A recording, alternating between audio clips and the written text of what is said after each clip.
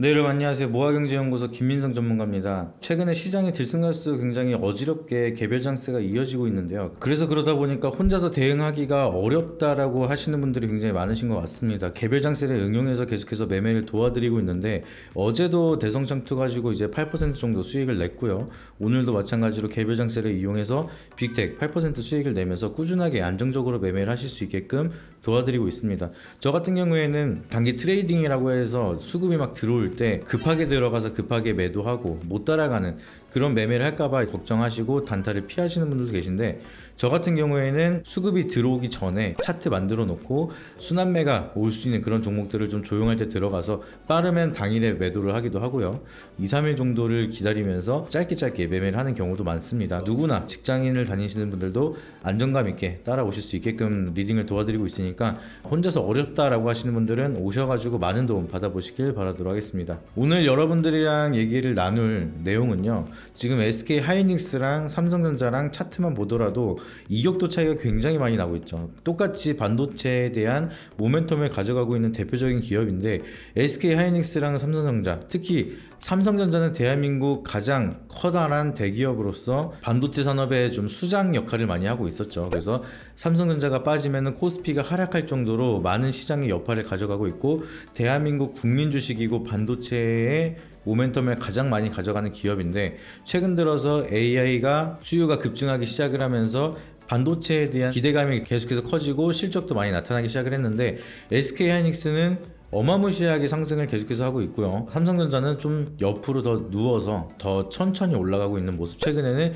조정을 계속해서 받으면서 85,000원 찍고 7만원, 5천원으로 만원 정도 조정을 받고 있는 그런 상황입니다. 그래서 왜 이런 상황이 나타났는지 간단하게 설명을 드리면은, 지금 AI 차세대 반도체라고 얘기를 하면은 딱 두 가지가 떠오르죠. DDR5하고 HBM3, 이 두 가지가 이제 차세대 반도체라고 해서 계속해서 수요가 급증을 하고 있고, SK 하이닉스 같은 경우에는 HBM3E를 또 개발을 해서 거의 사실상 독점 공급을 하고 있기 때문에 지금 DDR5를 떠나서 HBM3E에 대한 모멘텀을 가지고 있느냐, 여기에 대해서 주가가 많이 갈리고 있는 것 같습니다. 과거부터 SK 하이닉스는 HBM에 대한 사업을 지속적으로 진행을 하고 있었고요. 21년도 10월쯤에 HBM3를 개발을 했고, 그리고 7개월 정도 있다가 HBM3E 차세대 메모리로 개발을 해서 엔비디아에 독점적으로 공급을 하고 있었기 때문에 사실상 HBM 쪽으로는 삼성전자보다 SK 하이닉스가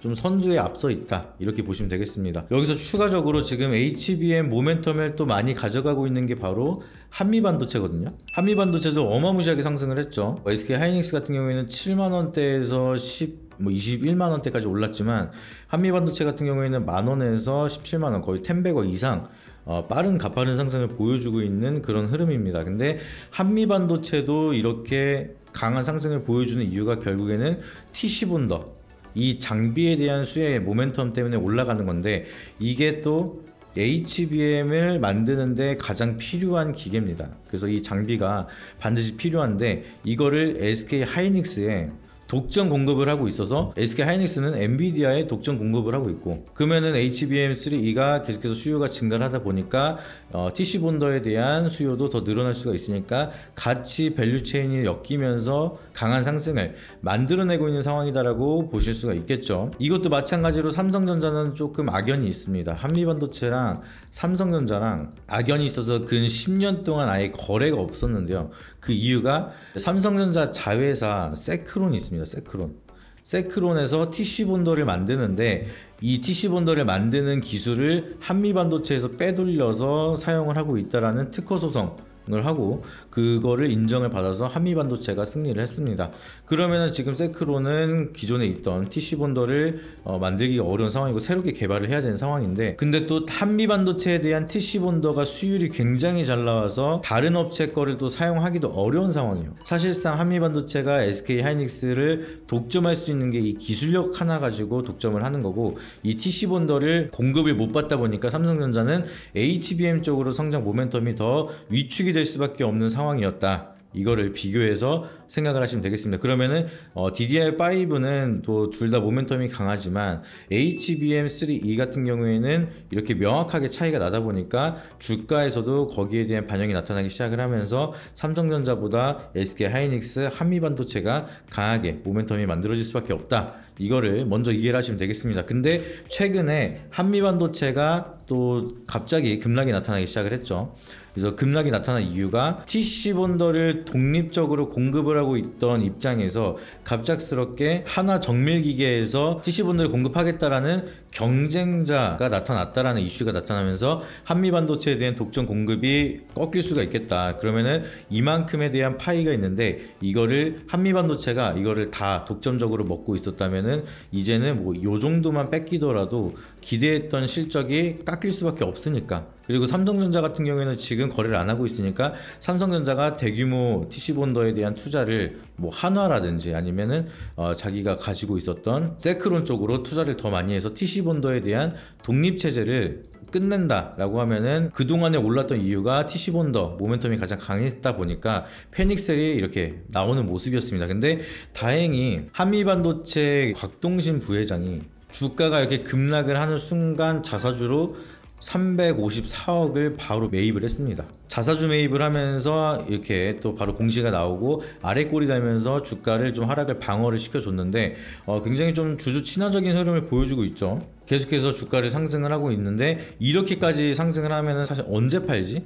약간 이런 걱정도 되고 이제 떨어지면은 위에 받쳐주는 물량이 상대적으로 적다 보니까 여기에 막 5만 원대까지 하락을 할까봐 쉽게 공포에 질리는 경우도 많습니다. 근데 그런 우려를 방어를 하기 위해서 부회장이 바로 자사주 매입을 354억 가량 바로 매입을 하면서 투자자들에 대한 투심을 좀 달래는 그런 모습이 보여지고 주가가 좀 어느 정도 방어가 되는 그런 모습입니다. 아직까지는 TC본더에 대한 수율 자체가 한미반도체를 따라가기는 어려운 상황입니다. 여기에 대한 개발도 필요하고요. 그리고 테스트도 많이 필요할 거고 공급을 하기 위해서는 많은 과정이 필요하겠죠. 조율도 필요할 것이며 그거를 또 우리 기능이 더 좋다라는 걸 설득도 해야 되고 보여줘야 되기도 하고 테스트품을 납품해야 되기도 하고 그런 과정이 좀 많이 걸릴 겁니다. 그 기간 동안에는 계속해서 한미반도체는 독점적으로 TC본더를 공급을 하면서 실적은 계속해서 찍힐 거니까 우리가 지금 당장 단기적인 악재지만 그거는 좀 상황을 지켜봐야 되고 그걸로 우리가 패닉에 빠져서 막 던질 필요는 없다라고 보시면 좋을 것 같습니다. 제가 요때 또 경제방송에서 말씀을 드리고 이게 바로 올라서 또 좋은 수익을 냈는데 여기서 더 빠지지 않고 좀 지지를 받는다라고 하면은 비슷한 가격대에서 수익 챙기고 어느 정도 다시 한번 잡을 수 있는 그런 트레이딩 타점도 나올 수가 있겠구나 좀 이렇게 생각을 하고 있고요. 다만 많이 오른 만큼 여기서 추세가 다시 한번 깨진다라고 하면은 손절은 좀 과감하게 할 수 있도록 비중 조절을 잘 하시게 대응을 하는 게 중요하지 않을까 좀 이렇게 미리 말씀을 드리도록 하겠습니다. 그래서 지금 한미반도체는 단기적인 악재로 좀 눌려서 이거를 팔아야 되나 홀딩을 해야 되나 걱정하시는 분들도 계실 것 같은데 아직까지는 TC본더에 대한 모멘텀이 크게 달라진 건 없다. 그냥 우려감 그럴 수도 있다 정도만 생각을 하시면 좋을 것 같고요. SK하이닉스도 HBM을 독점적으로 하고 있었는데 삼성전자가 HBM 시장을 바로 들어가겠다 선포를 하고 HBM3를 빠르게 개발을 했습니다.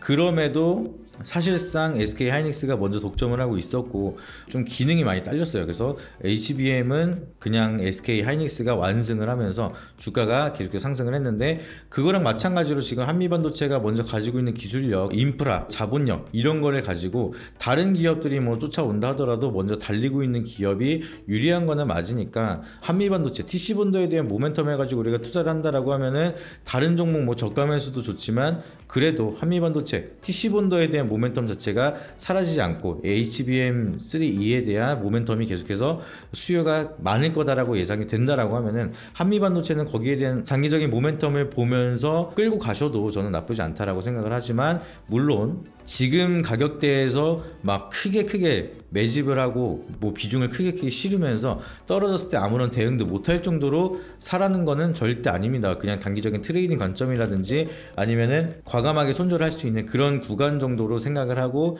접근을 하시기를 바라도록 하겠고요. 물론 여기서 사셔서 평생 안전하게 계속해서 홀딩을 하고 계신 뭐 수익 몇백 % 되시는 분들은 크게 연연하지 말고 아직은 홀딩 하셔도 된다 이렇게 말씀을 드리고 싶습니다.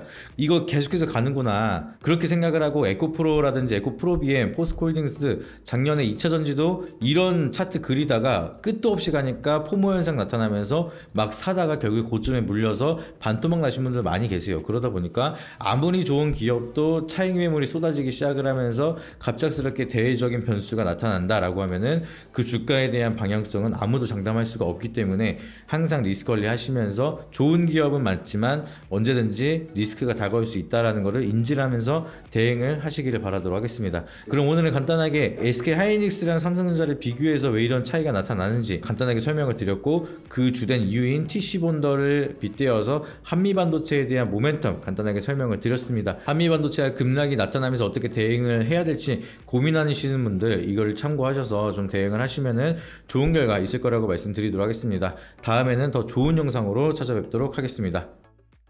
앞선 영상 속에서 말씀드린 투자 전략 노하우에 대해 더 자세히 알고 싶은 분들은 지금 바로 영상 설명란 혹은 고정 댓글을 확인해 주시면 됩니다. 현직 경제방송 전문가님이 직접 운영하시는 카페 링크도 첨부해 두었으니 가입하셔서 시황 브리핑과 교육 자료도 함께 받아보시기 바랍니다.